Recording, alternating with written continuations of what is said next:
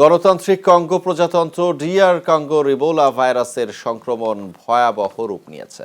ইতোমধ্যে ১,৩০৭ জন আক্রান্ত এবং অন্তত ৩৭৭ জনের মৃত্যু হয়েছে।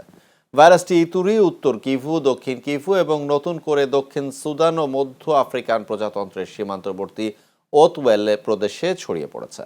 এতে উত্তর পূর্বাঞ্চলের প্রায় ১.৫ কোটি মানুষের মধ্যে আতঙ্কের সৃষ্টি হয়েছে। কঙ্গোর ঐতিহ্যবাহী দীর্ঘমেয়াদী অন্ত্যেষ্টিক্রিয়ায় মরদেহ স্পর্শ করার কারণে সংক্রমণ দ্রুত ছড়াচ্ছে বলেও ধারণা করা হচ্ছে। তবে স্থানীয় জনগণের অনীহা ও অবিশ্বাসের কারণে সাহায্যকর্মীরা নিরাপদ দাফন সম্পন্ন করতে হিমশিম খাচ্ছেন। এছাড়া পর্যাপ্ত সুরক্ষা সামগ্রী ও ওষুধের অভাব এবং চিকিৎসা কেন্দ্রে হামলার কারণে স্বাস্থ্যসেবা ব্যাহত হচ্ছে।